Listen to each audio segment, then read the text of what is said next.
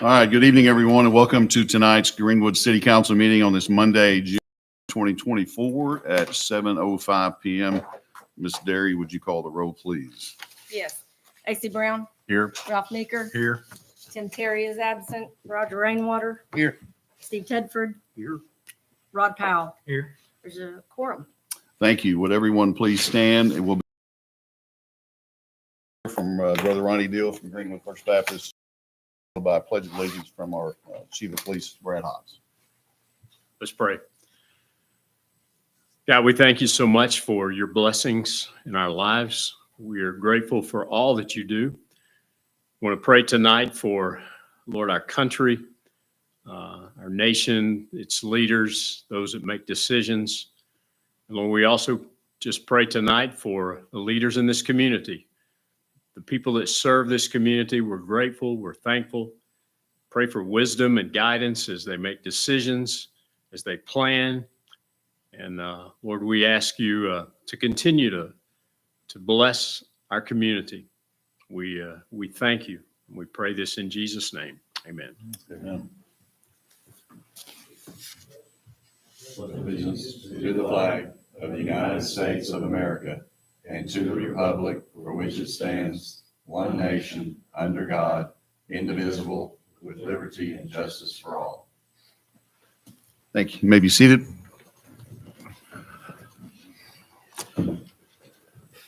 Well, we have a very important item on the agenda tonight. They're all important, but first of all, we'd like to take care of this business. So our newest council member, or soon to be newest council member, can join us in making decisions. So Mr. Steve Tedford, would you join me out front here, sir? I had to practice this.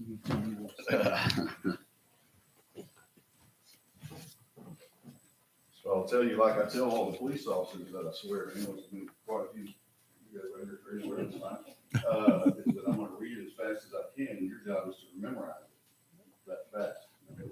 It's very short. So if you will raise your right hand, sir, and repeat after me. I, Steve Tedford, do solemnly swear that I support the Constitution of the United States and the Constitution of the State of Arkansas, and that I will faithfully discharge the duties of the office of Greenwood City Council, Ward 1, Position 1, of the duties of the office of Greenwood City Council, Greenwood City Council, Ward 1, Position 1, upon which I am about to enter. Congratulations, sir. Welcome.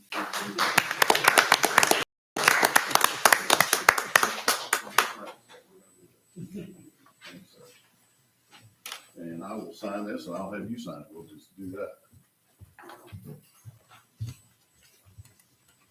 Or is it just you? It's both of them. You do that, and I'll fill it in. Can you pass that down? I told Councilman Tedford if he stays long enough, we'll get him a real nameplate too. It's an extra.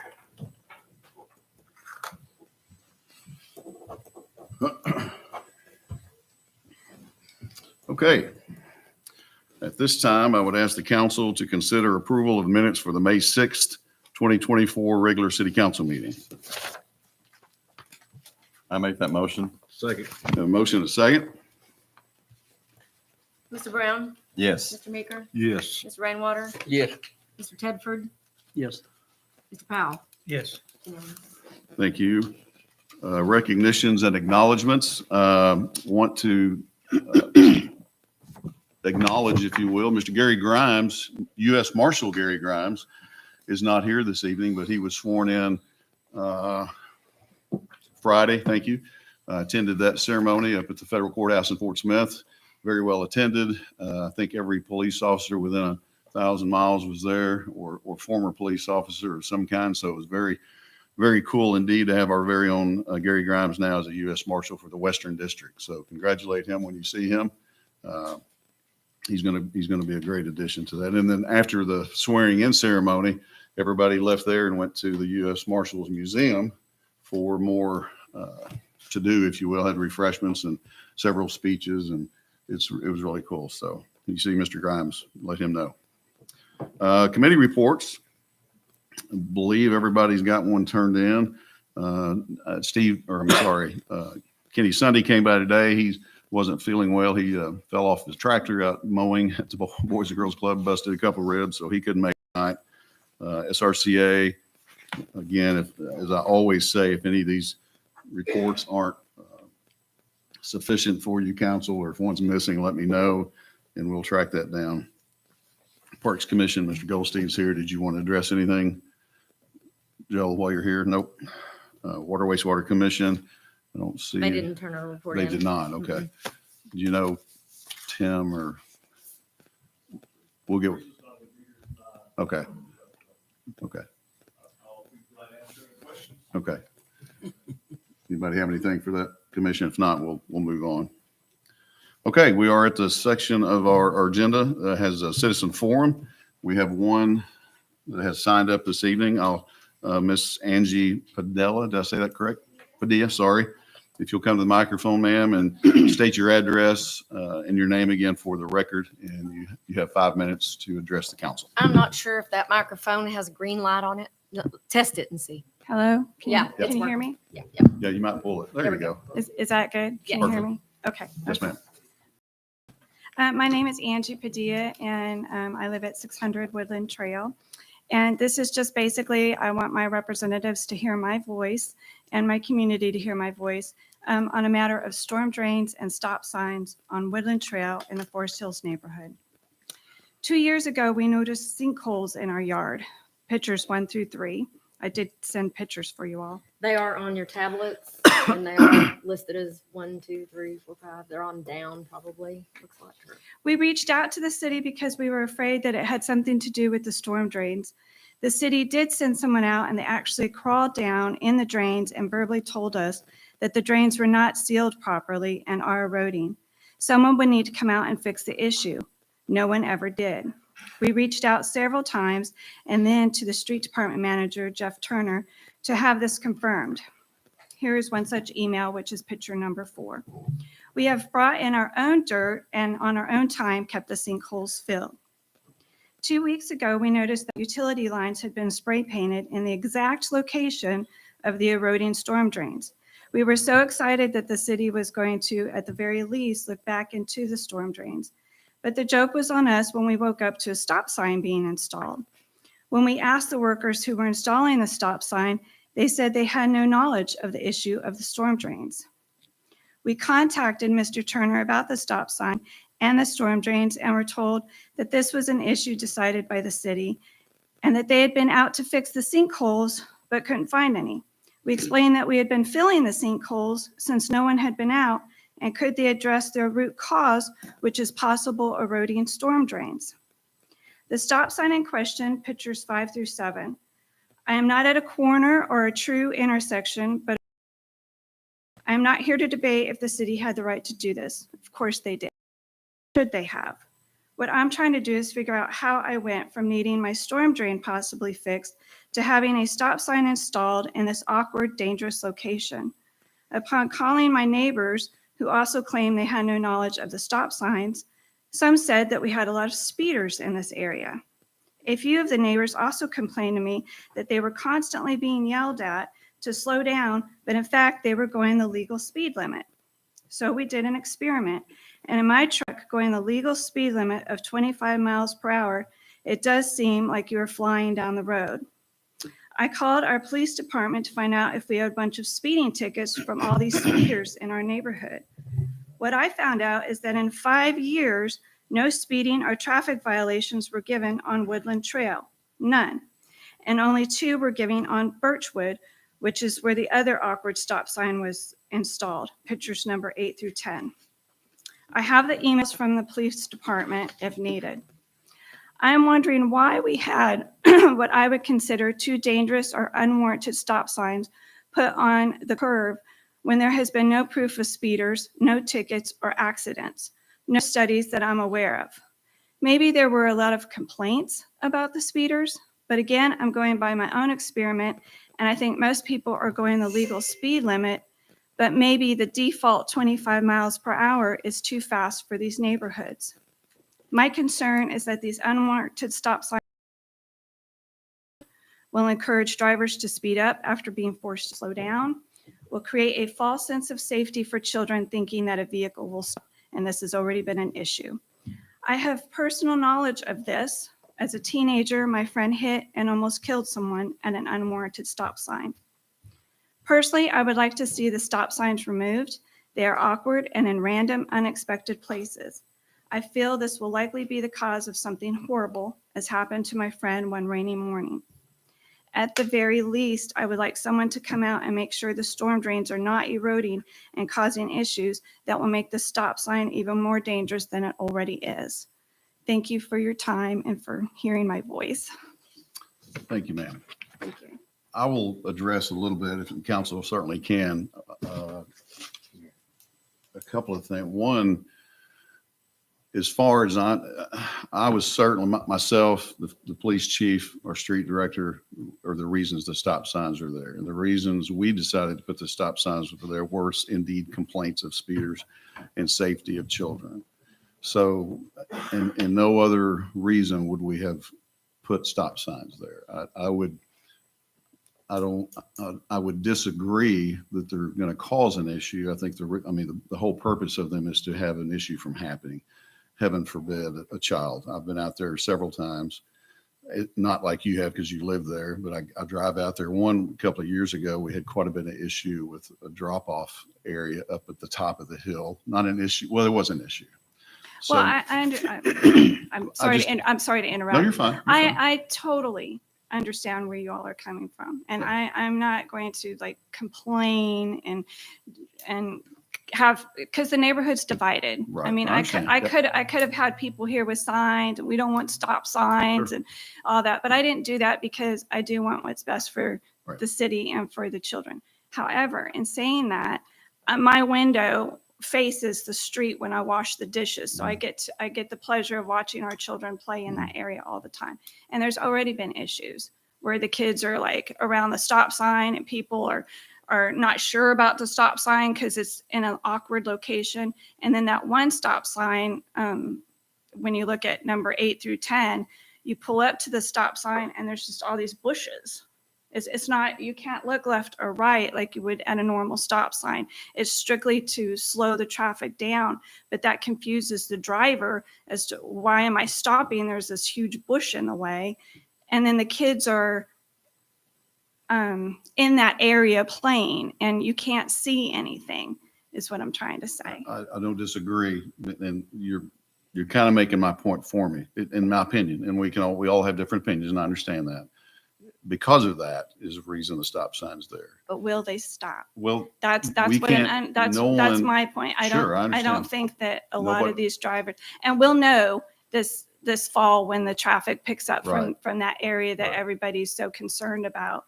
But when you start changing the landscape of the neighborhood, and that's what happened with that easement up there with the sidewalk, is there were several of us several years ago that said that it would be nice and my kids would benefit from them. You know, they used to have to put bags over their feet to walk through the muddy area to go Right. to school. right. But when you change the landscape of the neighborhood, it's going to cause issues. And I feel that this will cause issues, but I would at the very least like you all to come out and look at the eroding storm drains, because if you look at where the stop sign is at on my property on Woodland Trail, it's right over where we have filled sinkholes. Yeah, so that's the other thing I was going to say. I'm not aware at all. I'm not trying to be innocent here. Jeff's here to speak on behalf of the street department. I know the neighborhood. When you first mentioned drainage, I thought you were really kind of talking about the other road. I know a few years ago, several years ago, in fact, when I first came in office, there was a home on that road that was having water kind of show up out of nowhere. Yeah. And the hillside, unfortunately, is kind of that way. We have other places around town. So I was not aware of a drainage issue and he could have told me and I don't remember. I'm not saying I don't remember all things, but certainly we'll do that. We'll make sure that we didn't make it worse Okay. by this sign. Okay. I would hope that I'm not much of a drainage guy, but I kind of declared war on drainage. Some of the guys know here in the departments, that's something we decided to do about 4 years ago and try to fix a lot of this drainage. But yeah, we'll certainly come take a look at that. I don't know. And there are places in town, absolutely, that we and I'm not saying yours is, I hope it's not. We don't have an answer. Right. Water's, underground springs, whatever. So we'll look at that. Okay. I hope, and not trying to be anything other than just informative for you. When you ask a worker that's putting a sign up about it, they may or may not have a clue about your. They were perfect. Okay, good. I have no would hope issue they with them. won't- They were fine. They were Good. just trying to do their job. And Okay. I'm not here. I don't want it to seem, I guess I am complaining in some ways. No, I you're am fine. concerned over my own experiences with these unwarranted Sure. stop signs. I do think it's going to eventually cause problems, and we'll know once school picks up. Yes, ma'am. And by the way, and we didn't advertise it. We didn't take a poll, if you would. I did receive visits from neighborhood folks and calls. So, or we wouldn't have, that's what warranted it, in my opinion. And our neighborhood's very divided. Sure, I you know, understand. Yeah, So you can imagine if I'd have went door to door, sure. that Well- that doesn't always fix it. But Right. I was all that to say, certainly if this does not work out, if Mhm, it doesn't make sense, mhm. if it causes an accident, chiefs in the room, Sure. those can be removed as fast as they went up. Okay. I've done a couple of stop signs since I've been in office a few years ago, and my purpose is always to make it a safer spot, not to do anything other than that. And it is odd. It's different. It's not your It is. normal intersection. I think those streets are different streets after they hit the cul-de-sac. I'm looking at Chief so it is an intersection, but it's not your traditional intersection. And we've never considered it an intersection, but one continuous road that just kind of changes Right. names. Right. And when you're at the stop sign on Birchwood in front of those big trees up there, Yes, ma'am. To the normally you're not even that far over. You're more in the middle of the road because it's a continuous road. right. But now that there's a stop sign, gravitate towards the stop sign and Sure. stop there, and then you're blocked by all those bushes and whatnot. Yeah. And I don't want to They see are. anything happen to my neighbor's bushes. Okay, I Well, don't. and so the city attorney just said to me, are those in the right of way? And technically they are. Mhm. And we're not in the business.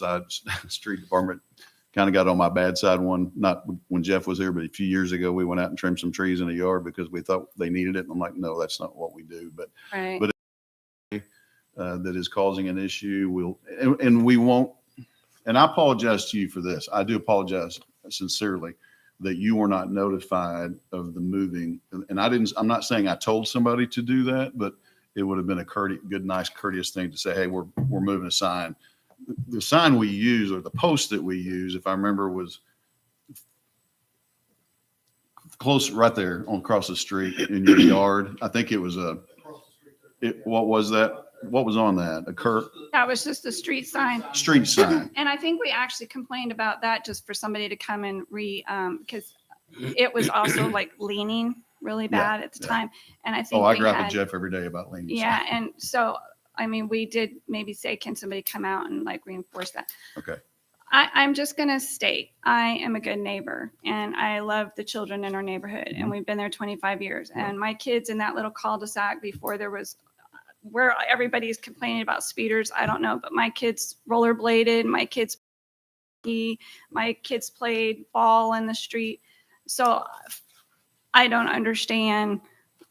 Like I said, most of the neighbors, when they come in, they're getting yelled at right away. I think some of these neighbors with young kids are overreacting to a lot. I think some people have, I don't know the correct terminology, but they have like this thing where other people shouldn't be coming into the neighborhood to use that easement. It's our neighborhood type of thing.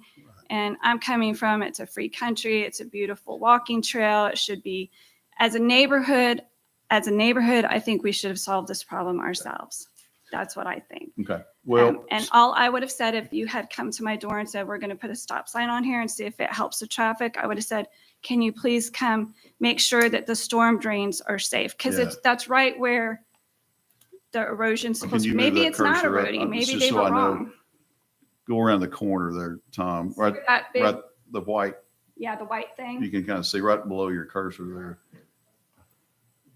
Is that a concrete inlet? Okay. So you've got a concrete inlet there, sounds like, right, Jeff? Yes, sir. In this, is the sign north, know if you where it's will, of at, that, it's just that south of that? down there where that box is at, that white box.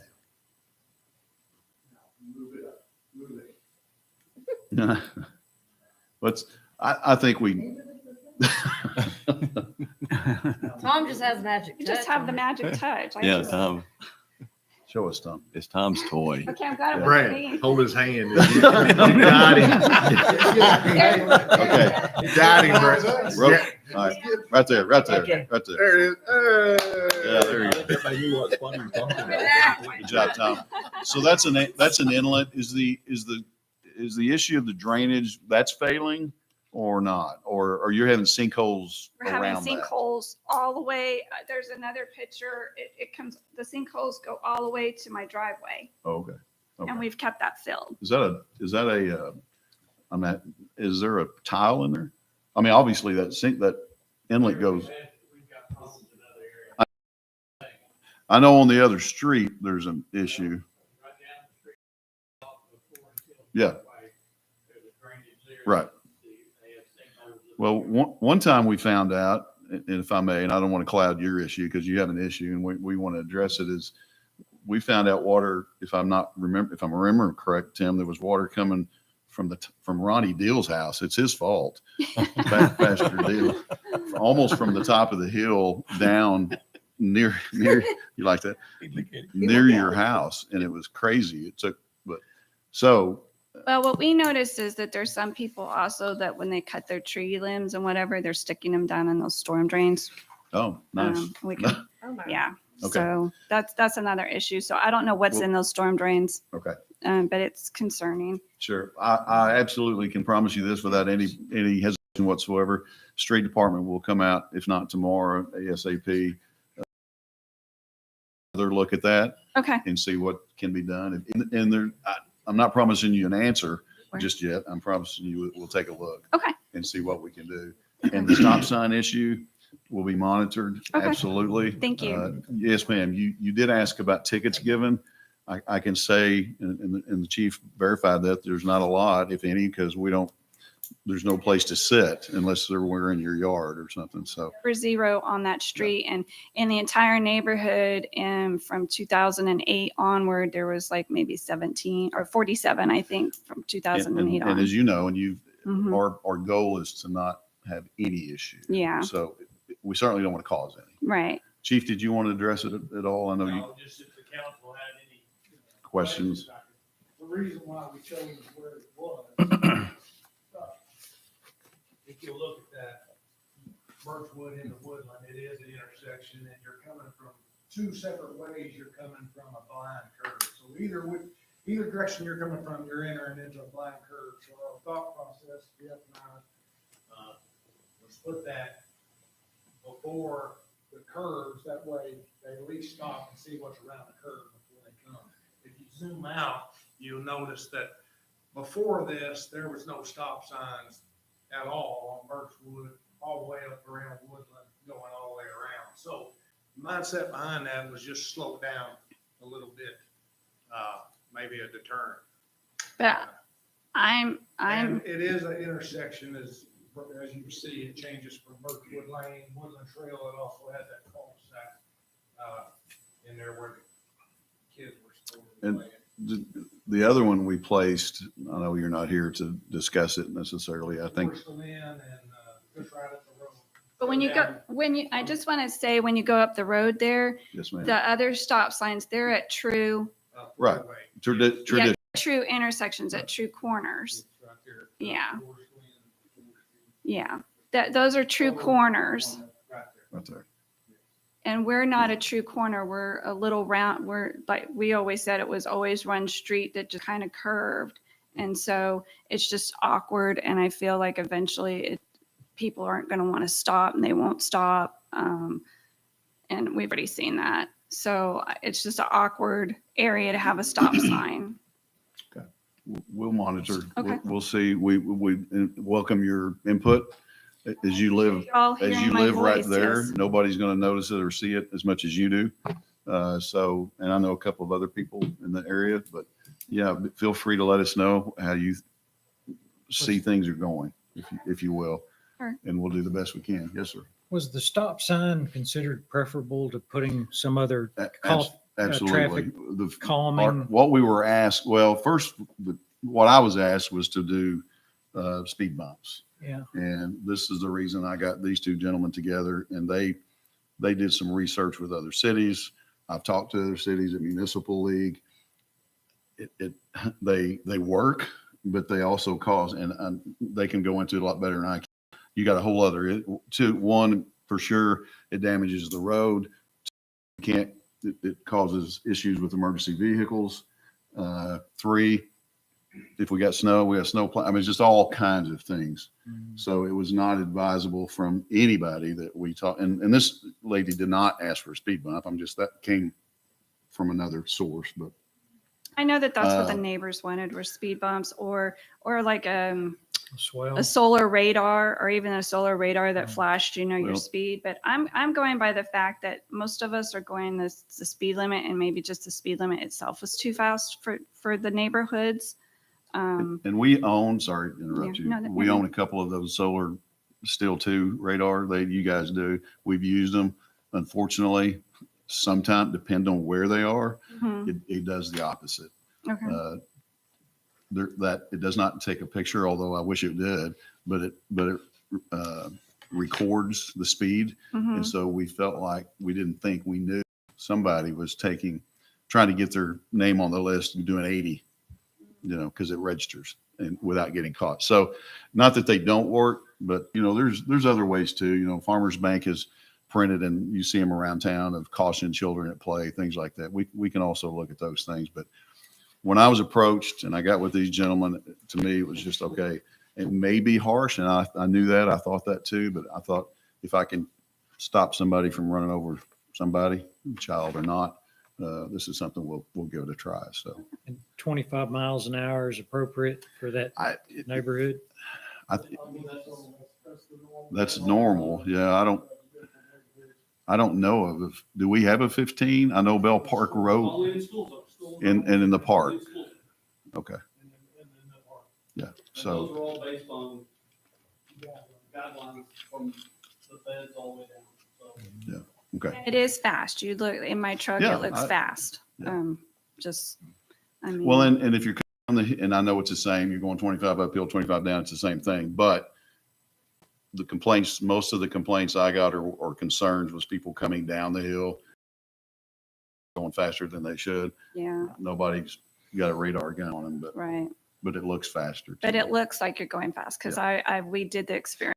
I was going under 25, and it looked like I was flying down the road. And one thing we haven't touched on, and we've talked about it, council's talked about it before. What do we do? What can we do Mhm. when cars park on the side of the road in front of homes? Mhm.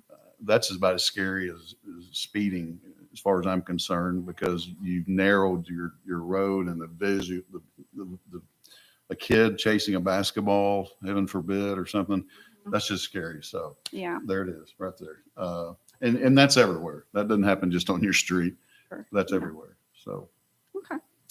thank you. Thank We you. appreciate you. I don't know that we helped. Hopefully, No, I just wanted you to Look- hear my voice and Yes, hear ma'am. my concerns, and I appreciate it so much. council got anything? Notice Conway's been roundabouts Roundabout. around them, but they don't have to stop. Yep. But they don't run a stop sign. You can't run that thing. That's a whole other issue. Yeah. I've suggested that once. I got, For people who don't know how to yield. that's right. Really, Conway's really embraced it. I mean, Oh, yeah, they're big time. they've taken stop signs and stop lights out. And the 25 years since I've lived there, there's never been an accident with a child. And my children played in the street all the time. And I'm out there all the time. I garden. My granddaughter plays out there. I've never personally had any issues with speeders. So to me, it was kind of shocking all of a sudden that I heard about all these speeders. So it was just shocking to me. That's why I'm here. To me, I'm going by when I was a teenager, my friend ran a stop sign because she didn't see it. It was an awkward location. It was raining. And the child ran out in front because the child knew that that person should stop at that stop sign and was almost killed. So I'm also maybe a little biased and coming from that. And so every time I see a car round that curve and decide to stop and the children think that car is supposed to stop and they just run out anyways without making sure that the car stops. I've already seen it and I already feel like there's going to be an issue. And so that was just my concern. Appreciate you.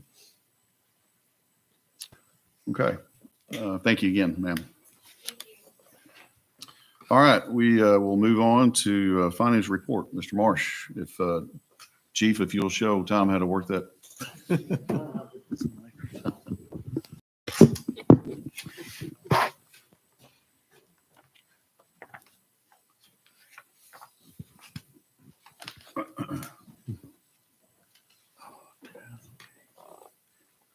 All right.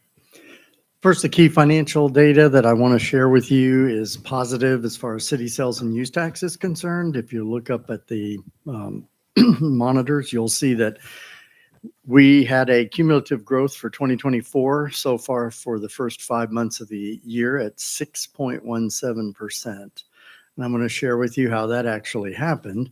The cumulative growth above budget is 1.67%. So city sales and use tax rebounded significantly. County sales tax did not. The budgeted growth was 4.5%, sort of paralleling the city. The cumulative growth 24 over 23 is a negative 0.09%. So our cumulative growth is really not a growth at negative 4.5. That is still a huge concern as far as county sales tax is concerned because it provides the funding for the operations of most of the general departments, which includes your fire and your police general operations, salaries, supplies, things that they use, consumable in their day-to-day operations. The advertising and promotion tax is doing fairly well too. As far as the percentage is concerned, the budget was 5% was given to us by the A&P Commission. Most of them are in that business for prepared food sales. Cumulative A&P tax collection growth so far for the year is 7.59%. If you recall, last month we were right at 5%, just slightly under. They had a very good month. And the AP tax growth above budget right now is 2.59%. That's faring very, that is speaking volumes as far as their ability to then issue grants and grant awards to some of the people that are looking to do things in and throughout the city of Greenwood in a way of promoting the city. Now, I'm going to share with you the schematic that shows what happened. If you will look up at the very top, you'll see May over same year 23 was 18.19% for the month of May. It rocketed above that. And I don't know if that had anything to do with the fact that Easter was in March, and that's usually reflecting March's collections in May. It's about a 2-month lag. But I will show that from the 3.17%, and we've been doing nothing but going up, we're now at about 6.17, right at the 6.17 for the year for city sales and use tax cumulative.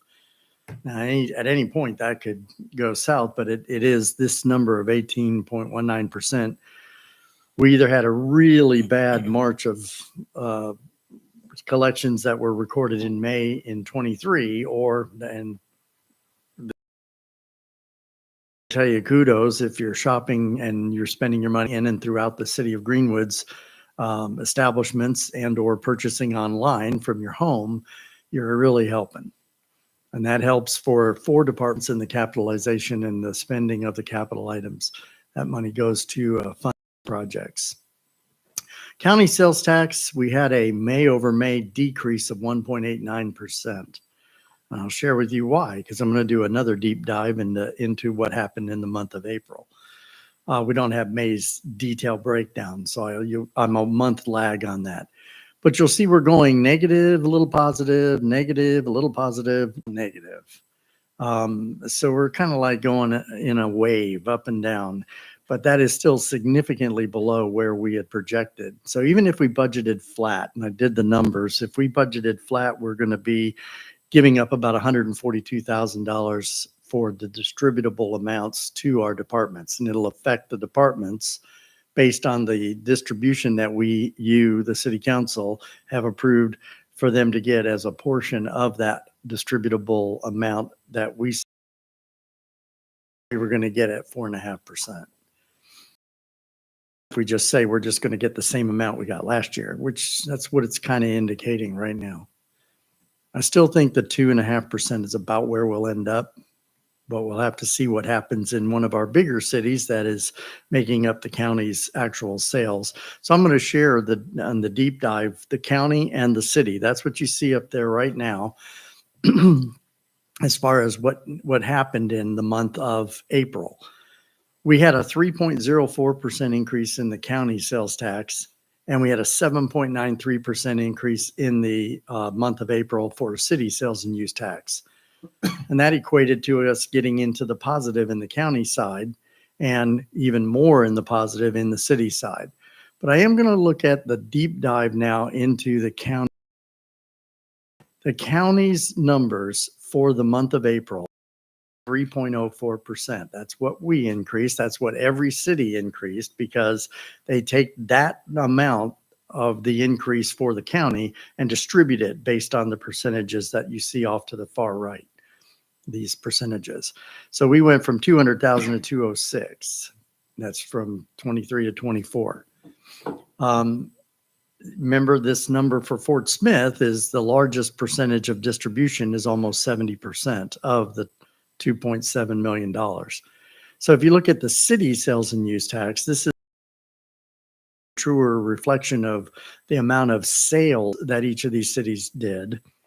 You'll notice Barling had a percent growth of 35.68%, Bonanza 14.7%. We had 7.35% increase in the month of April, 9.3% in Hackett, 4.7% in Huntington.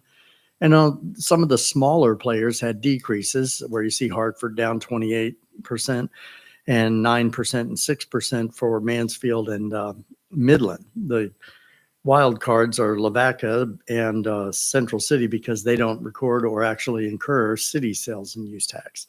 They only do the county. So as far as the city sales and use tax is concerned, you look at this number, the 0.74. I do read all the articles that come from the board meetings from the city of Fort Smith, and they did show, and the Talk Business and Politics did an article on it. In April, Fort Smith reported flat sales tax returns. And 0.74, I think, is indicative of that.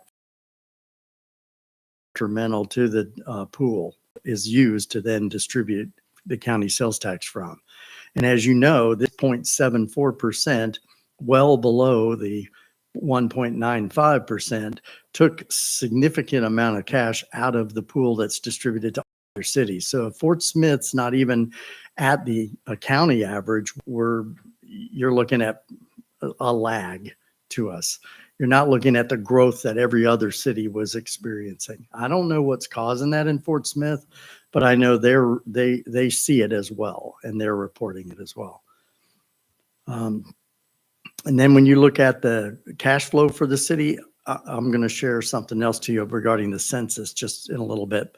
That'll dovetail what you just saw on the county side. But on the cash flow, we were up 0.9%, almost 1%. In our cash balance or fund balance is concerned, we actually went above 16 million again in the coffers for the month of May. 4.8 million is where we would be with all of our funding. If we spent all the money that was budgeted for capital projects, we would be down on our fund balance by 70%. However, that funding includes 7 million for the bond financing that we were discussing. If that were factored back in, because that would be a bond over a 10-year period, at least that's what we're looking at, you would be looking at a decrease of only about 26%. And that is in addition to that decrease incurs spending money that's always already carried over. Those monies are already in the bank. When you look at the capital expense, this is largely what's an impact. And that is that of the 13.9 million that's budgeted expenditures for the 2024 budget, 1.3 million has been spent through the month of May. That's a 9.76% spend. The one thing I do want to talk about is, again, remind you of the population growth rate there's in the news. I think Fort Smith, they just released the numbers for 23, and that's a projection. It's not the actual. They only do them every 10 years. And in the projection, you're looking at Fort Smith was compared to 2022, 2023 was actually lower. However, they do have a growth when you consider the 2020 census to 2024. It's a growth of 0.7%. Our growth is 1.6% for that same 2020 to 2023 period. Also, one of the things that article didn't tell you when you read that article, if you didn't read the article, was you just heard the headline, is that only goes through June of 2023 because it goes on there, follows the state cyclical or fiscal year, not the calendar year. I will also point out that the 10-year growth from 2010 right here to 2020 for us was 6.3%. That's for the 10-year population 2010 to 2020. The state during that same time grew 3.3%. But when you look at from 2015 to 20, which would be what I consider the current administration growth rate, that would be everyone sitting up there on the podium with 2.08%. So if you want to parlay that into numbers, well, that's the actual graph of the growth rate. Anything that's outside of the absolute census that's being taken is a projection based on a lot of factors in the actual report. And it mostly has to do with housing starts. It has to do with the school attendance. It has to do with anything that they factor in to say, we reasonably believe that this is what your growth is outside of an official census. Now, I will tell you that if you looked at the 2023's annual sales tax revenue for city sales tax, it was 3.5 million, 2.6 million for the county. The estimated census in 2023 for the city of Greenwood, 9,671. So if you looked at that purely on a sales tax per basis, that's $364 per each individual resident and $272 for the county sales tax side. The projected resident growth that has been done by the U.S. Census Bureau for the city of Greenwood was 155 since the 2020 census has been taken. So if you look at that based on the $364 per resident, that generated $56,000 in net annual sales tax revenue for 2023, and it would generate about $42,000 for the county side, or a combined sales tax total of just under $100,000. Imagine what 1,000 people would do to that number. Okay. And given that, that's your financial report. Thank you, Mr. Marsh. Any questions, comments, council? Appreciate that. Next on the agenda is agenda additions. We do not have any unless the council needs to add something tonight. If not, we'll move on to old unfinished business. Number one is question on FEMA brick grant. We tabled this in our last meeting, and I'm going to go ahead and table that again this evening. We still do not have any appraisals as of yet. Hunter's been on vacation. That's not technically the reason, but we've just not gotten with the appraisal company to get those appraisals done. So we're going to table that. I think it needs a motion. Oh, I'm sorry. Motion to table. Second. Motion second to table. Ms. Brown, Yes. Mr. Meeker, Yes. Mr. Rainwater, Yes. Mr. Tedford, Yes. and Mr. Powell. Yes. Unanimous. Thank you. Number 2 is the ordinance declaring a procurement consultation services to be professional services. It's our third reading. Nothing's changed on this. Again, I'm looking forward to utilizing this later on when we get a chance to, and trying to save the city some money with no in particular company, just the idea of it. So any questions or comments about this ordinance? If not, I would entertain a motion to move this on.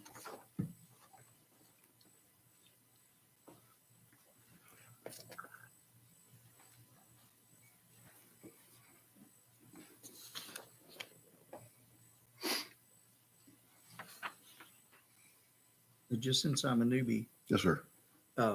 is this fairly typical? I mean, this is, In order for us to be able to even use it, we have to add it to our list of engineered Professional professional services. services. I'm sorry, that's the word I was looking for. So, So that you don't have to go out for bids right. and things. so but this others, is fairly typical for a municipality. yeah, yes, yes. And I say typical from what I've learned, what I'm learning. The lady that presented this to us, Mr. Tedford, was originally with Municipal League herself. She went to work for this company, for a procurement company, and brought it to my attention and said, before you can even consider you using such a service, you have to get it into your, again, what you just said. Sorry, I'm lost for words. Approved by the city So, council as professionals. Yeah, some cities are using it, not every city by any means just yet, but a lot of cities are. And it's, my first question was, as you can imagine, is this legal that we can do this? And Municipal League is supportive of it. And then Ralph says that the Game and Fish Commission Right. uses one of these services and sometimes it saves money. Very good. So I'll make a motion to put it on for the third reading. Second. Okay, have a motion and a second, put on for third reading. Mr. Brown, Yes. Mr. Meeker, Yes. Mr. Rainwater, Yes. Mr. Tedford, Yes. Mr. Powell. Yes. It's unanimous. An ordinance declaring procurement consulting services to be professional services pursuant to Arkansas Code annotated 19-11-801 et sec, and amending the Code of Ordinances for the city of Greenwood, Arkansas. Thank you. Number 3, with your permission, I will also be tabling or ask for a motion to table this one also. Again, I have engaged, and the company has now escaped me the name, Crafton and Toll engineering company, to do a design for you to look at for the streetscape. And we have to go through that process before we can even apply. So we've got that. That is underway as we speak. I think they're supposed to have something for us in a couple of weeks. So Motion to table. Second. thank you. Motion second to table. Ms. Brown, Yes. Mr. Meeker, Yes. Mr. Rainwater, Yes. Mr. Tedford, Yes. Mr. Powell. Yes. Unanimous. Thank you. Number 4 is Councilman Brown, repeal, replace city attorney ordinance number 22-08. Yes, I'd like to present for y'all's consideration, ordinance, if I can get it out here, is to repeal the ordinance 448, 20-3, 21-4, 22-8 for the city attorney. Basically, just states right there, that the 448 was done in 1991. And I didn't really look back to see exactly what our population was, but I know it's considerably smaller than what our population is today. And the duties were, I think, less involved than they are today. And so that's really what this ordinance is doing, is trying to bring the duties that the city attorney is involved in, bring them up to date, and be a little bit more extensive in describing all the duties that he does and stuff. Working with this and trying to come up with it, I was seeing one thing that I really thought was interesting, was just the affidavits for search warrants and the affidavits for the warrants for arrest and things like that, that we were doing them really through the, I guess through the county or is that how it's in it? State. And now, our city attorney, Travis Plummer is, taking them on, and I talked with Chief Hobbs about it, and he said it's really been a benefit, to do that. And also as a result of that, there's certain monies that are coming back to the city by them doing them here locally and stuff. So I think, again, this just brings it into, to update his duties, describes him, but also allows that, knowing that his job, as it's described in the ordinance, is that it's not really considered a full-time job. He's doing this, on a part-time basis. The pays reflects that on a part-time basis, and that, that he feels that if there's anything which really kind of is covered in Section 2, FOIA request, all sorts of correspondence, just like he's been dealing with the Storecraft issue, things of that nature, that he can bill the city accordingly and stuff. So if there's not any questions, I would like to present this for the first reading by title only. Is that a We motion? have a motion and a second. I have a couple of comments, just that 20-03 and 21-04 are already repealed by 2208. So those probably need to be removed, just those two numbers. And then a section 1 needs to be added, repealing 448 and 2208 in the operative portion of the ordinance. That's standard. So Can you make those corrections there, Charlotte, for the next meeting? sure will. Thank you. I have Mr. Plummer has looked at this, I'm assuming, and good. Okay. Yeah. Any other thoughts and or questions from council? Sounds fine. Can you kind of put this down to what this does without all the verbiage? What's the aim of this? Well, this is the aim, just to saying that, in the past, really kind of the verbiage said that, that his pay was really for full compensation, of everything that he did for the city. Okay. And I was thinking that, there's a lot more, to his job, and that it doesn't, the pay that we provide, that we budgeted and stuff, doesn't provide all that he, does for the city. And also the description, in the past was, Yeah. it was really kind of limited, and this really kind of goes into more detail of what he does. Really the which I thought was the biggest thing was really just the affidavits, that he does for the search warrants and, for the criminal, investigations and if I don't know if I'm saying that right there, So there's additional compensation to, Yes, that anything that he feels that he goes, over and above, that he can bill the city, and that, he presents in there, on a monthly, if it need be, each month at a city council meeting. And the council approves those monthly. Mhm. Still, you're not Yeah. asking that to be any different, correct? Right, yeah, still the council be approving it. Those are presented on a monthly basis. Not necessarily monthly, just Oh. whenever we get an Oh, invoice. Sorry. Yeah. Whenever he Well, presents them. you may not have one for a month, so Right. as they're presented. Yeah. Yeah. Better way to put it. Yes. thanks. And you wanted it on reading by title only, I guess? Yes. All right, Mr. Brown, Yes. Mr. Meeker, Yes. Mr. Rainwater, Yes. Mr. Tedford, Yes. and Mr. Powell. Yes. Unanimous.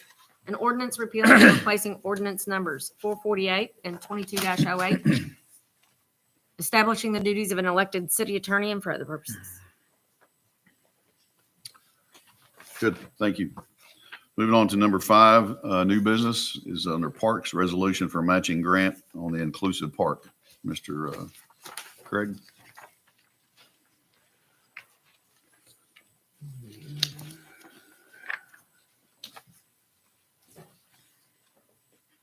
This is just to satisfy the requirements of the state matching grant through Parks and Heritage. This will be dedicated for the inclusive park in Westwood. And we're at a spot now where you need that matching grant.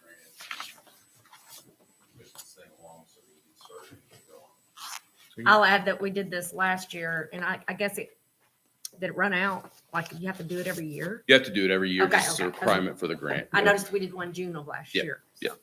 So y'all need this for the application. Yes, you're correct. If we were to receive it, would Parks use their own money or? It would be matched by, we do have $275,000 parked in a virtual account right now. So that would be our You're match. using your own restricted city sales and use tax. That's correct. What is the term inclusive?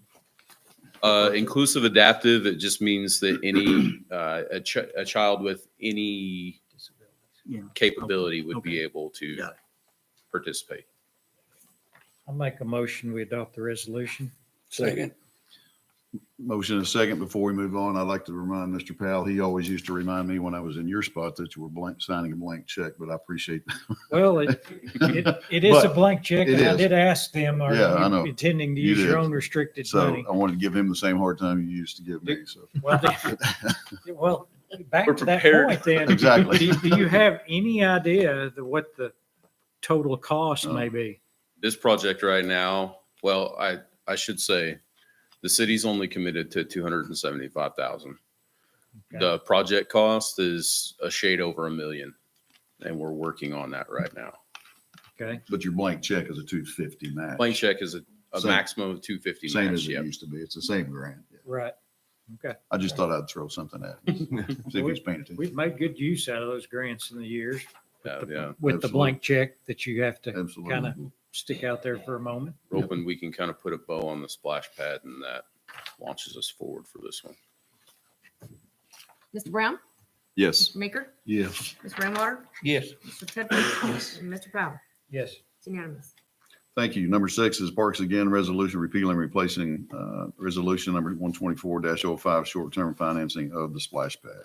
This is for the splash pad. We do have a resolution on record from last year. I tried to bargain with Stanhope a little bit, and it did not work. He's raising the interest rate on us by 0.5 point.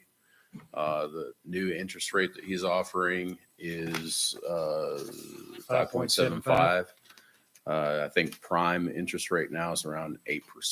So we're still getting a decent bargain for our money.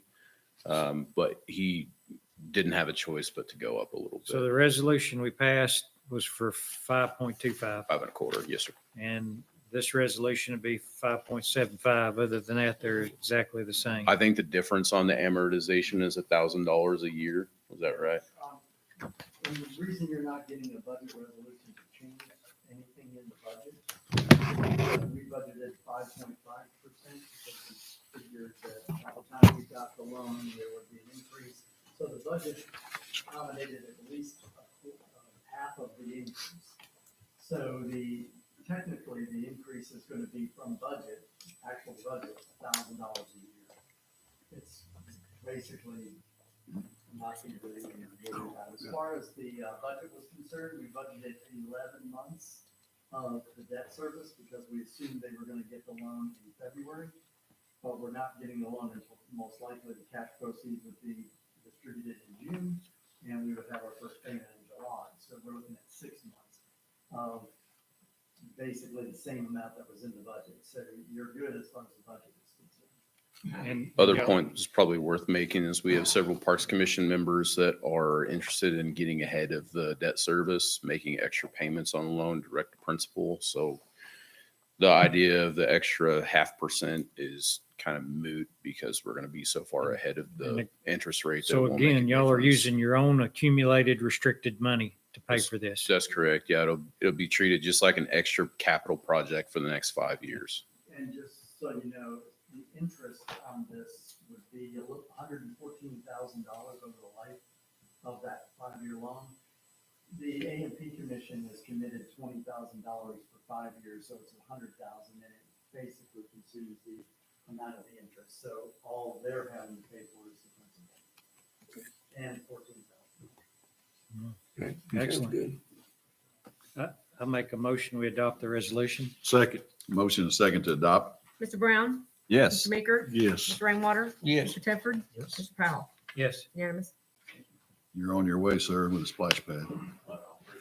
Congratulations. Number 7, Water and Wastewater Commission, resolution waiving competitive bidding for utility relocation. Mr. Posey. This is more housekeeping than anything, I think. The commission voted to waive competitive bidding. Forsgren's on the ground working out here, and there's a couple of segments of wastewater line that needs to be sleeved, and then there's some relocation of water line at the entrance going to the sewer treatment plant. That's the most imminent right now, that's in the way, that's going to stop the bridges from, slow it down and stop it.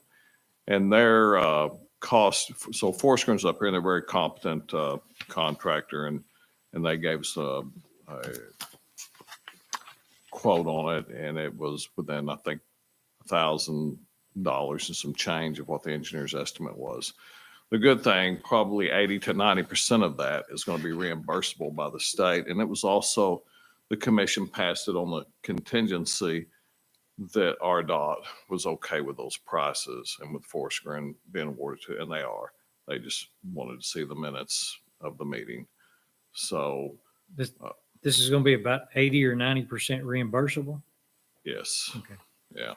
And there's going to be more to come. This is just what's imminent right now to be relocated. There's definitely more coming, and probably the next pinch point will be at South Coker, the intersection of South Coker, but there's definitely more. But And the commission was good and said, yes, they passed it on the contingency that RDOT was okay with it, and that, because we want to make sure we were going to get our money back, right. the reimbursable part of it. I forget the dollar amount. It seemed like it was 426,000. Yeah. You got it. 850. It's attached, 425. I attached that. Thank you. Oh, You're welcome. Because I forgot. So It's Anyway. 26, 815. I got it. Locked in.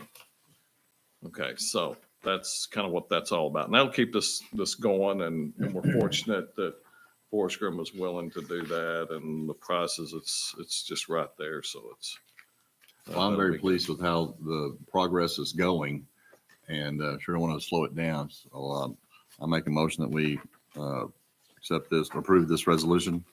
Second. Have a motion and second to approve. Mr. Brown? Yes. Mr. Meeker? Yes. Mr. Rainwater? Yes. Mr. Tedford? Yes. Mr. Powell? Yes. Unanimous. Thank you. And I've thanked Mr. Posey in meetings privately, but I want to thank him publicly too. And Greg, and everybody that's been working with RDOT. I know it's a challenge a little bit because they're moving so fast, but the point is, as he made a while ago, they're at this point of that bridge needing this thing out of their way. So commend you guys for working with RDOT. I had a gentleman in today from RDOT, and he was pretty pumped about it too. So appreciate that. Okay, so thank you very much for that. On to number 8 is a street department resolution increasing appropriation for Fox Run project. I'll let Mr. Turner discuss this. We budgeted 1.2 million. That was the best guess estimate that we had going into the budget for this year. We had bids, had 2 bidders. Steve Beam Construction is the apparent low bidder, but the cost was about $53,000 over. So I'm requesting to move that fund. This is for the Fox Run, which runs from Main Street up to Bell Park. This will be a curb and guttered sidewalk road. It also provides access to the water park. Sidewalk on both sides. I believe it's only on one side, I think. What's the width? It's 5 feet. Is it a built collector or local street? I What's think the it'll width? but it'll be more of a local street. It said 900 feet of sidewalk in the advertisement. Yeah, it's a lot of concrete. And I'm not saying this is the reason, Curb but and I think there was some consideration of it not being on both sides because that's the disc golf course also. That's correct. I don't know if Yes. I can't remember if it goes on both sides, but I think it was just thought on of the south taking side. A little less. People are going to be utilizing it and I think they already are, that disc golf course up there. So They are. walking all over the place, not just on the sidewalk. if there's any way it could be sleeved, because you know the first complaint is it's dark and we need lights. If there's any way it could be sleeved and we're not tearing it back out to get lights in there, that would be great. So if there's any provisions, and I don't know, it's hard to probably guess where things need to go, but Well, I I mean, hate if we, building stuff and then if we tearing put them it along back the out. sidewalk, I mean, I think we could go ahead and have that done while we're in the process. Should be pretty simple. Okay, we discussed doing a contingency for. Oh, that's right. Oh, yeah. things like I'm what sorry. you just Yep. came up with, And or, oh, we hit rock. Something that What? kind of. There's no Rock and Bell Park, you know. Yeah, so the deal is that is just for the amount of the bid. We talked about it and thought it might be a good idea. We didn't know whether we should put in a certain percentage on the project for contingencies, which most departments do, or if we come back each time with what that new change is gonna be and let you deal with it that way as far as the budgetary concern is. Just so you know, if you rounded that and said, let's just go and say, we're asking to change our budget by $100,000, that's a 3.7% contingency fee. And I didn't know what you're feeling on that one. And the only reason not to come back and forth would be, we would probably slow something down. And the way these companies are working now, they want to get in and get out because there is a lot of work right now. Right. So if we slow it down any, that's going to affect the bottom line no matter what. So we want to get them started and get them going. So if we place the contingency and immediately there's something happens, that we don't have to wait for a council meeting. Correct. You won't have to worry about a budget. And the Yeah, or a budget suggestion- issue. And the suggestion is 3.7%. That's just making, that, I have no idea what you want to do. That's exactly, you're, 5%, if you want to do it by percentage, tell me the percentage, and we'll adjust this resolution to match that percentage. So it's 3.7 of the total project, is that right? 3.7 of the total 1.2 million. would be 100,000 basically, right? So to be clear, this is from all the way from Main Street, all the way to the top. Yes, sir. I thought we had talked about just going to the, We did, but so I'll let Jeff say it. Go ahead. We did talk about it. If we tried to phase this project, we would lose our bidder because it's such little work that they wouldn't even want to do it. The other issue is price increase. It won't be a 1.2 million job then. It may be 1.5 or higher just because the price is everything going up. So what we discussed is going ahead and finishing this project out so that we can move on and not pay more and not lose the bidder. Because like I said, there's so many jobs out there right now that these companies are bidding on. They're not going to bid on something that's, a couple $100,000. They're just not. I know something like this kind of occurred, I think in your neighborhood, Rob, was it Webster Street that we kind of did and then we had to like redo or whatever? I mean, or 'cause it was just a small project or something like that? Oh, yeah. And Costs it three cost times, us it more. ends up costing 3 times more and it's still jacked up. Well, and you got, as we know, this is a entrance and or exit out of the park, not just to service the splash pad. It's a lot more than that.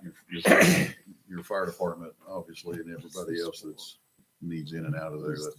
It makes sense. I mean, I do want to say that there's a bid sheet in your packet on the left side, oh, yeah. and it's called Summit Ridge for some reason. but- Well, that was the previous name of that road. Yeah. And so the project has been called Summit Ridge / Fox Run. So because a lot of the maps, the geo maps still have Don't say Summit it's Ridge. Fox They Run. haven't changed it. So just to avoid the Well- confusion, that's why it's that way. I put Summit Ridge on the And that's bid fine. I because think when that's fine. when it was open, that's Yeah. all it said. It didn't say. Fox. I think that's fine. And so they may not have known, Okay. connected the two. That's why I'm calling their Okay. attention. I to it. appreciate you doing that. welcome. I didn't know you included it. You're welcome. Also, yeah, and on the back of it is the tabulation, the bid Yeah, because it's a tabulation. 4-inch concrete. Yes, sir. 5 foot wide. Yes, sir. And it was on the left side of your packet. Put one in yours, I think. Mhm. I'm sure it's in here. And also 900 feet. Is it a 2,500 foot length of road, but there's only 900 feet of sidewalk? Yeah, I think it's the way that they've shifted it. So we did have to go back to the drawing board a little bit because they hit rock on the project up there on the splash pad, big surprise. So the road had to be re-engineered. So I think that takes that into account because the road's not going to be quite as direct, I think, as it was because we've got to overcome an elevation to get up there. Where are you seeing that? I'm sorry. It was in the advertisement. Oh, That's it's the only not- place it's I not saw on- it. It's not on. It was there. in the bid advertisement. So for this bids. includes drainage because I Yes. see box inlets. Yes. So it's dealing with the drainage. Well, there's a sidewalk. The only issue that I see that we missed was the one that you brought up is the lighting. I don't want to see the street cut up or I don't want I to see don't the either. sidewalks cut up. If we could go ahead and make provisions, because I think within 2 years, we're going to be in here talking about putting the lights on that section because so many people walk at 4:35 in the morning before they go to work and they immediately call their councilman when they see a pygmy rattler or a copperhead laying on the sidewalk and it just infuriates them. There's a couple of coyotes up there too. so- Yeah. Well, just the addition of the lighting to the trail from, City Hall to, over there to Coker Street, or I guess whatever that is. I don't want to Denver redo Street, anything, but I mean, we've gotten lots of good comments from that. Jeff, so. you got 475 square yards of sidewalk. What does that So compute? you get that, yeah, so Anybody? I have to remember It the doesn't have one calculation either. of. Roger may know more than I do. Just 901 feet. 901 feet exactly, huh? Okay. All right. I mean, don't want to redo anything or anything, but your sidewalks are too narrow. They need to make them wider. We need to start making them wider. 5 foot's just not enough.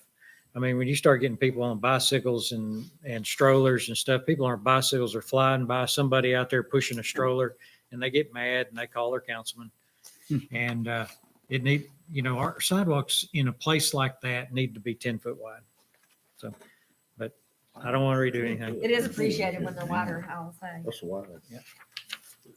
10's the trail's 10. They need to be That was 10? more of a multi-purpose trail than a sidewalk. Yeah, and this Going was into the designed park. as a sidewalk, not as a trail. So Yeah. that's kind of a, But again, I think we'll be addressing that and have complaints in a few years. Once people start using stuff, they start complaining. No lights, it's too narrow. So. But I'm okay with it. It is nice that So- our lowest bidder is kind of a local guy. Yeah. definitely is. He's So a what- Greenwood resident now. What do you want to do on the contingency, gentlemen? Well, is there, do you have any kind of estimate of what it would cost to put lighting all the way up there? I'd have to go back and look kind of at what Casey had What'd you done, maybe pay? how many,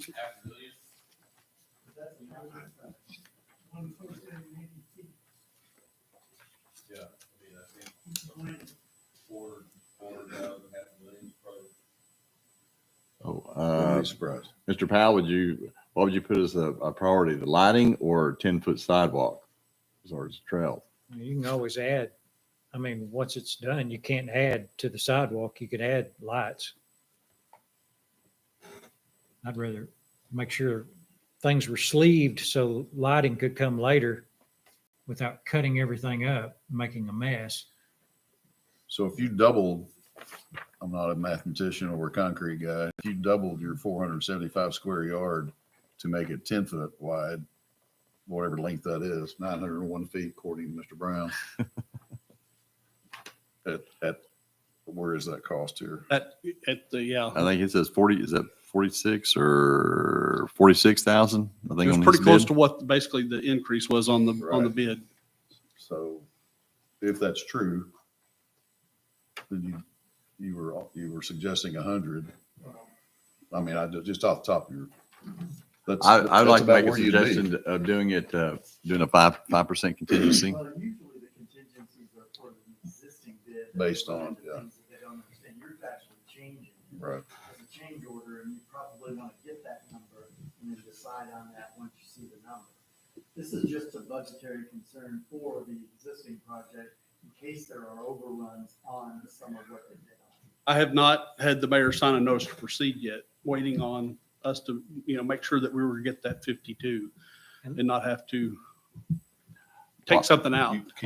I agree with Mr. Powell's thing that it's going up to the park, and it's going to be, incorporated into the trail system, I'm sure in some fashion. So I'd rather see, I'll talk to Steve tomorrow and see if we're on the right track with that. But I definitely need the additional funds to notice to proceed. These monies that support this project, this is city sales and use tax streets.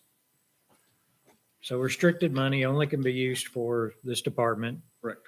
So, well, I really wish the trail was wider. So, Well, we can negotiate with the low bidder at the point where we do sign the contract. Once we're in, we can, it's a change order, just like Tom said, but we can do it. I can come back to you with the cost. But he's just trying to move to. yeah, I need to move. I understand. And I'd like to have a contingency to move forward as well. I'm just looking through the specifications and seeing things that just kind of irritate me that I know I'll get complaints on. So can you give him approval to move what he's got to do, get going, and then come back? He can come back Right. after he negotiates with Mr. Bean. If we do a contingency, I'd recommend a 3.7, we just make it 100,000. Yeah. Cover any overruns that is in that original project. Yeah. And then he comes back with another one, and then you can decide whether you want to add it or change it. or- so we're going to scratch the 53 and make it just 100 even. Okay. Well, I make a motion, we adopt the resolution, scratching the 53 and making it 100. Second. Motion is second. It's not often you come up and get twice the money you asked for. So just make a point. Ms. Brown? Yes. Mr. Meeker? Yes. Mr. Rainwater? Yes. Mr. Tedford? Yes. Mr. Powell? Yes, Unanimous. and make sure we get sleeves. That'll be part of the new part of it, for sure. And no rocks. Thank y'all. No No rock. rock. No rock. And And by the Charlotte, way, well, I'll say I appreciate you, including this in our packet. you're welcome. Look at it. And the mayor has asked me a while back, months ago, to do minutes every time we do bid openings. So I've been very adamant to anybody that tries to organize a bid opening that I need to be there with my recorder so that I can do that because he wants y'all to have it. Yeah, Thank That, you. that was from the mayor. That's the mayor's request. Thank that you, y'all Mayor. have those. You're welcome. Thank you, Mayor. Only right. You've done a good job. And then, Well, of can you- course, I did the bonus of the tabulation. I'm sorry, I didn't hear you. You've done a good Oh, job. okay, thank you. Thank you, Mr. Derry. You're welcome. Okay, that is all of the items on the agenda other than our normal department reports and questions from council. We have a few missing. Chief, you have a question for council? Okay. Sure. Mayor, Mr. Derrick, Mr. Plummer, and council.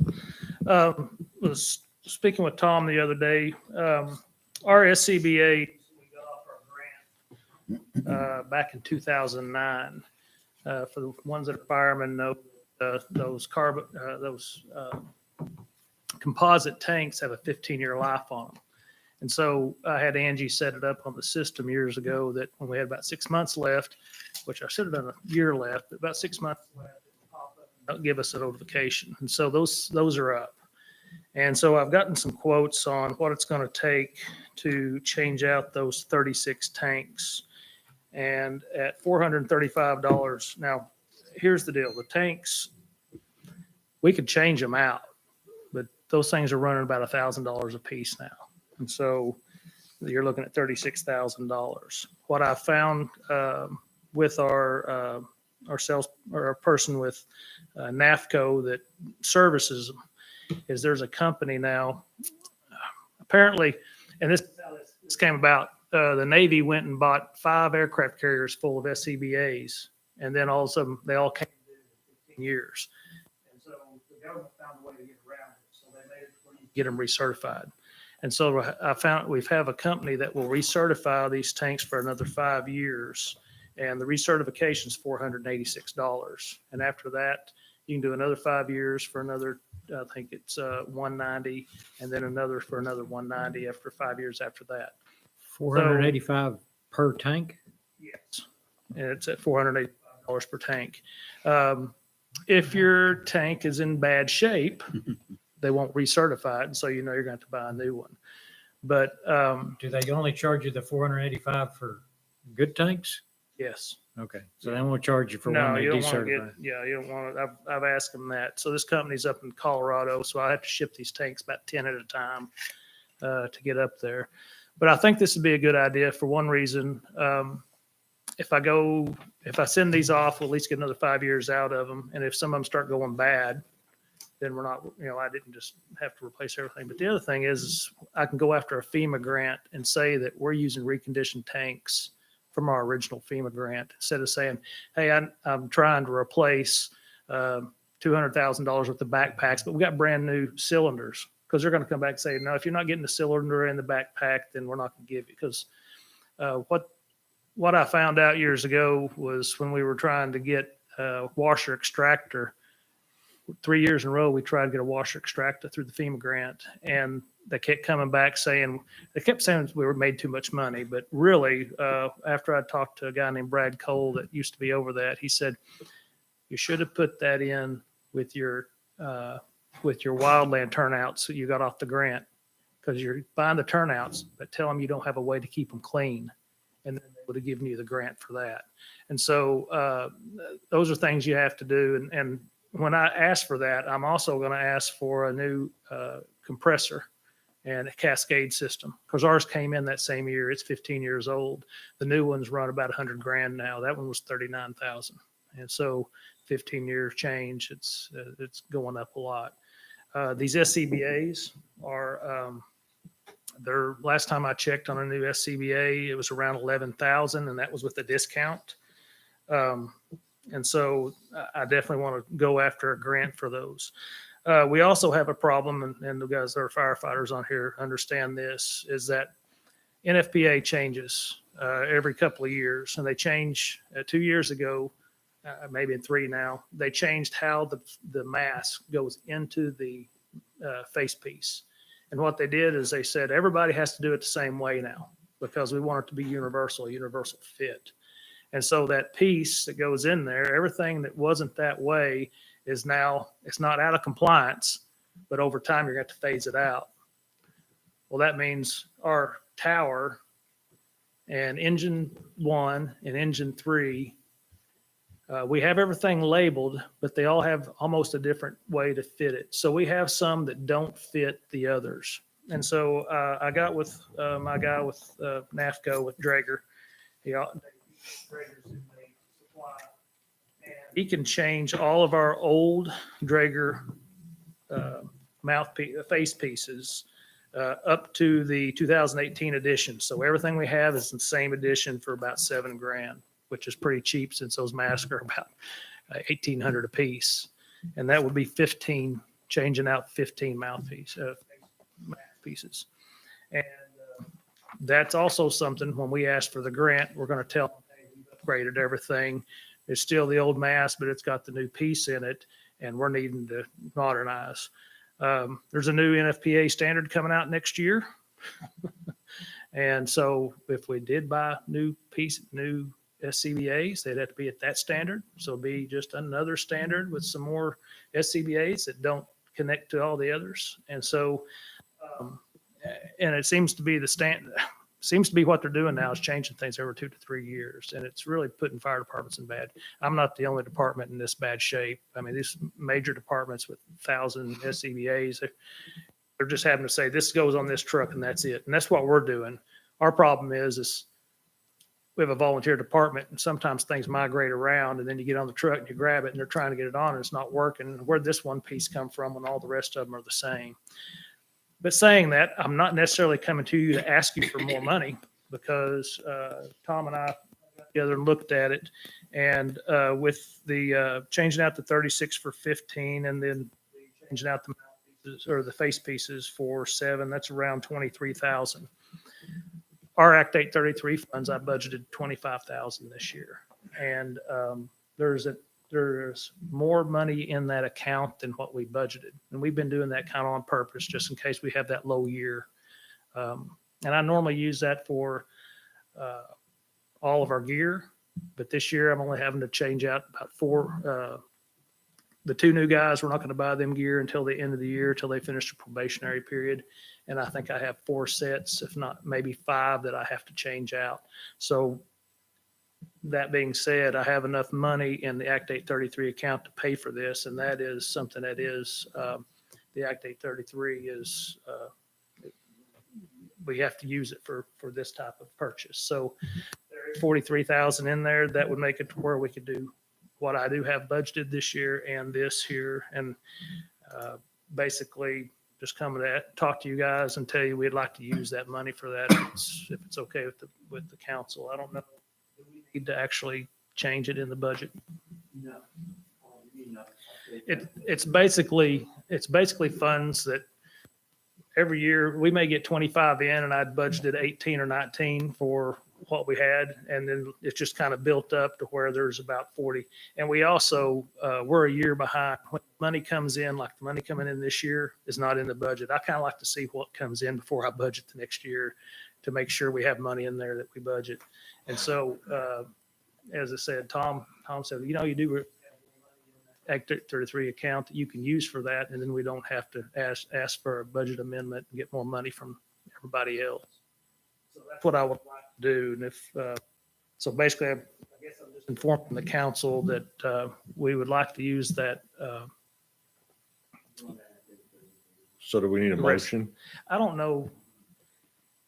I think it's just basically letting you know that that money that's already earmarked for that, we're going to use that way. If you, at the end of the year, when you come in here and say, hey, you only budgeted 25, but I see you used 36. You didn't even tell us. You don't need anything to do I'm with coming. town finance, I mean, as far as, I'm just coming to give y'all information and kind of get your feedback on it. It's over $5,000 for one purchase over the spending amount Well, for the mayor, right? no, because if you look at the Some budget, not he good. doesn't specify what the Hey. money is used Okay. for. So he's saying, I'm gonna spend $25,500. I'll make sure this is in minutes, Right, that would be fine. and then so when the auditors see it, they won't Okay. ding us. We specifically discussed that. Yeah. If he just put line items there, then it would be different, but he's saying, no, I don't know. I mean, if this is grant money. Yeah. I'm gonna use it as Yeah. grant money. Well, and even though it's grant money, we still have the standards we got to meet. Yeah, and then after we purchase this next year, when I put in for the grant, I line item all this for that grant, so they know what we spent it for, and then it Yeah. goes, the Fire Protection Services Board, if they ever audit it, they can look at it and see exactly, and they're not gonna have a problem with that, because that's what this grant. I will note it in the minutes, and we should be good. Want to have No objections, I'll any say. questions or any? Sounds good. I just think that after talking, I think, it'd be easier to get a grant for a couple $100,000 for SCBA's if they know that we've done everything to basically use all the years out of what we got. And we've been trying to extend the life in it. Right now, it's just hard to get grant money for anything. And I think that would help us. But right now, we've got to have it because as of July, I'm going to have some some cylinders that we can't use until they get recertified. So hey, thanks, chief. Anything for any other department head? We got a few here. You missing? I was wondering, Tim, did you explain, this meet arrangement at the last meeting? I remember you did it for the water.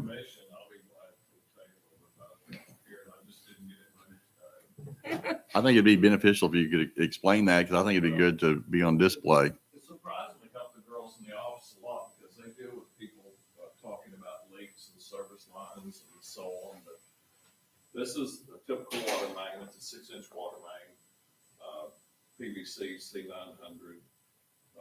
It's a glass type, and there are various different types of materials and different service saddles for the different sizes for that nomenclature. This is called a corporation stop. It has a little valve here. You open the valve up, push the tapping bit in, and then as you crowd it and turn it, it would tap it. When you pull it back out, then turn this valve in the off position. That's called a wet tap. This is a service line. This is a coupon that would come out of the tapping bit. This one's probably out of a 12-inch piece of pipe. You can see the difference in thickness as they go SDR gets bigger. This is a service line. We're having a lot of failures with that. This is a better type, a longer life type called Municiplex made by Recon. But normally, of course, the water main would be down here and the meter box would be up. So this is a cutaway version. So it's tapped, service lines run to the meter box is set. The purpose of this is, and I would like to find a little place, maybe there's something up there to show customers so they understand that this is what we own, this is what they own. Because people call us all the time, their line breaks right here. We go out there and they say, when y'all gonna fix that? We don't fix that. Our responsibility stops right here. So this is an endpoint, this is a cellular endpoint. This, or transmitter, it would send a signal to the meter reader, in this case to the office for the cellular.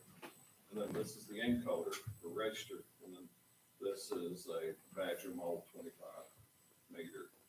And this piece right here is EC23, known as expansion connector, but the slang word is called Willie.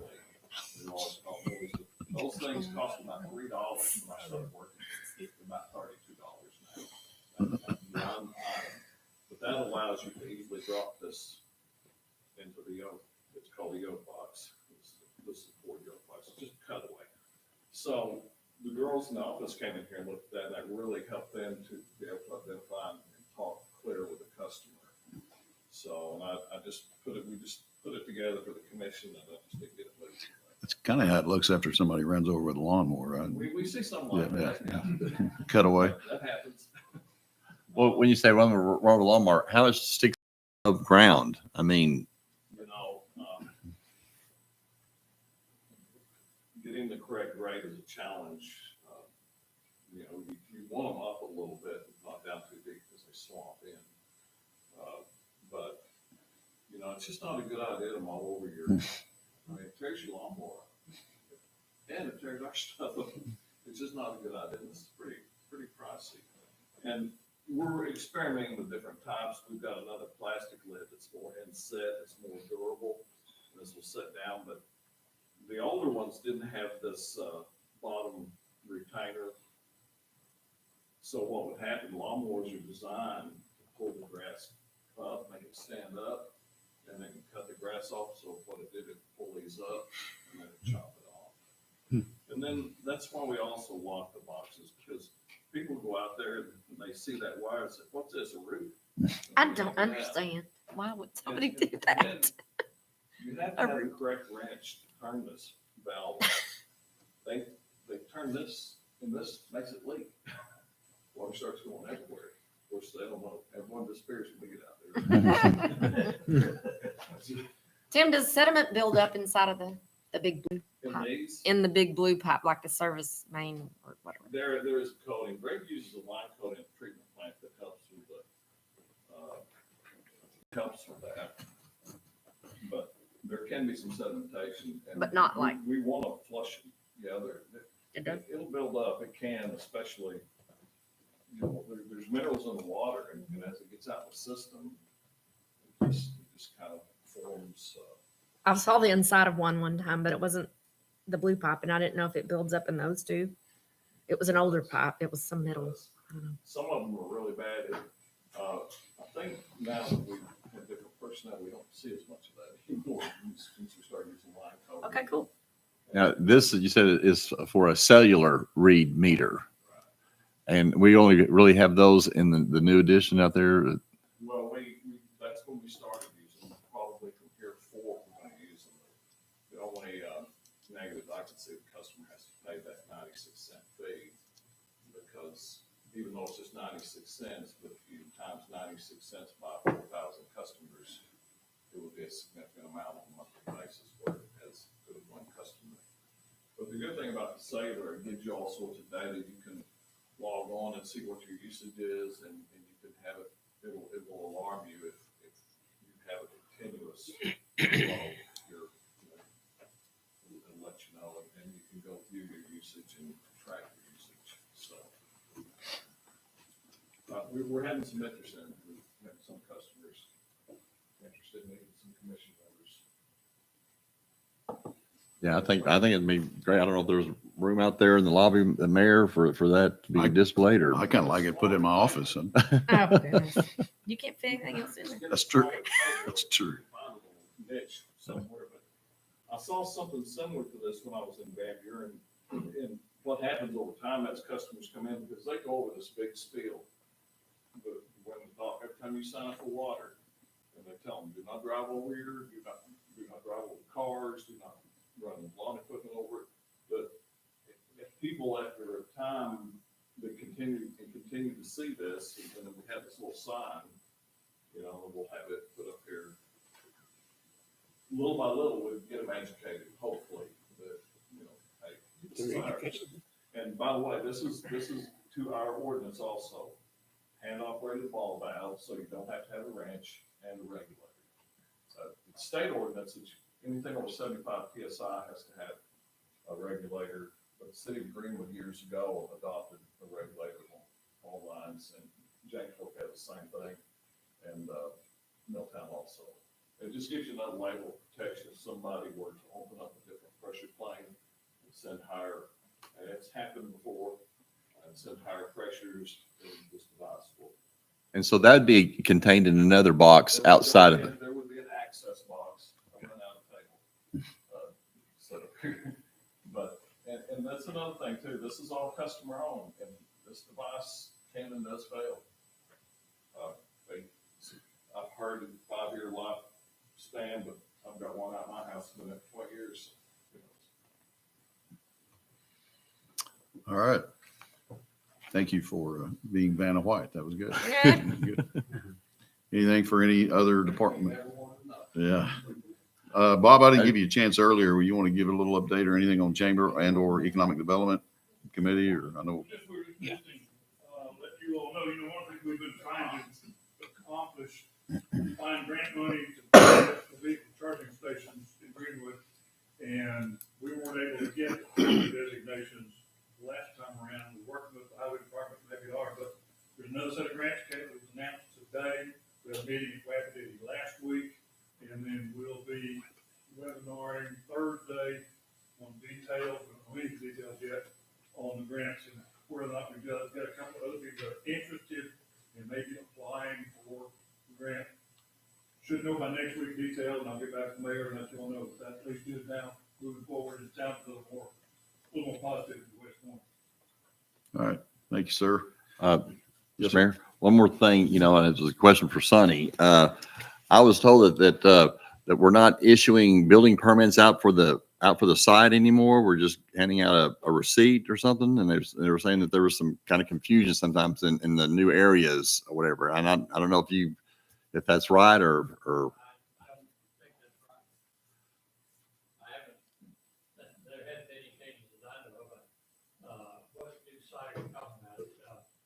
Well, I just saying, like out there at the new development out, east of town, they said that sometimes that, if the building permit's not out there, that, they just have trouble if they're going out there to inspect or anybody getting called out there, there's no other markings out there to kind of identify, this is the right house or whatever. And they said that we used to always, as my understanding, always used to post the building permit out there.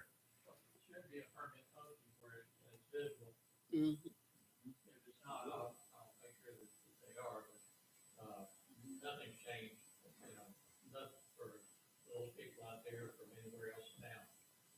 Okay. Sounds good. Thank you. Quick update on the senior center. We are, as you know, if you remember, we're going back out for bid for the third time. Hopefully third time's a charm. Advertising started yesterday, first ad.